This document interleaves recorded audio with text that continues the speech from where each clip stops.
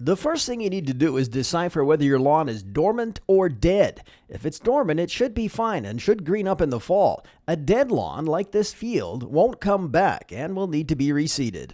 Turns brown or straw-like colored, and then if it doesn't get the conditions to recover from that dormancy, it dies. To revive this patch, it's going to need some renovation, some seeding, some top dressing and stuff to grow new grass. When mowing, leave the clippings on the lawn, unless they're real clumpy, and then run the mower over them a second time.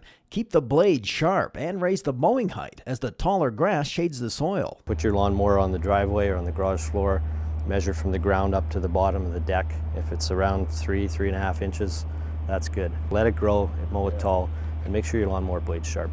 If your lawnmower blade's dull, if you haven't sharpened it in months or ever, it's going to tear the tips of the grass and they'll dehydrate and turn like a whitish or brown color. It's a good idea to get the layer of thatch down to a ½ inch or so. If it's too thick, the water can't get to the roots of the grass. In this case, this would be okay. You'd call that maybe a ½ inch or so of thatch, and it pulls apart very easily.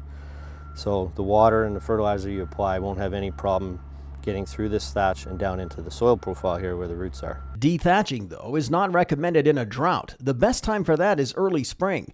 Core aeration is another way to help with a complete lawn resurrection. Otherwise, it's best to leave that till spring and fall. And it's also not a good time for overseeding. Best to wait until end of August to mid-September.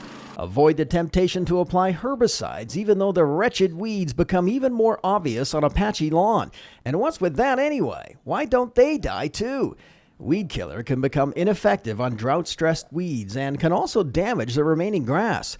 Another thing to avoid on a drought-stressed lawn, fertilizer, unless you can find one with reduced nitrogen and increased potassium. The potassium is the ingredient that gives the grass resiliency and strength against stresses, in this case probably hot, dry weather. We use a fertilizer here, these little green pellets that's polymer coated, so it is very slow to dissolve and release the nutrients. So you can apply it in the drought.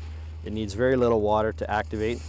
When it does, it gives the lawn some nutrients to use when it comes out of its dormant state. One of the best things you can do to a brown or damaged lawn is to top dress it.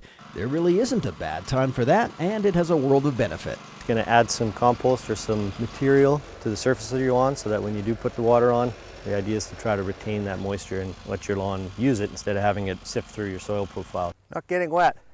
That should be reaching all the way to that head. Inspection of your sprinkler heads is critical. In fact, the dead spot in this field is caused by a head that isn't level and didn't hit its target.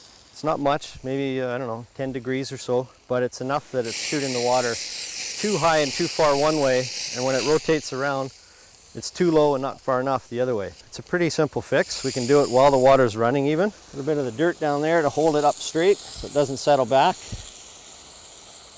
Get it perfectly vertical and then put your turf back. Even with Kelowna's watering restrictions now in effect, it should make no difference to your irrigation schedule. Watering deeply but infrequently is the trick.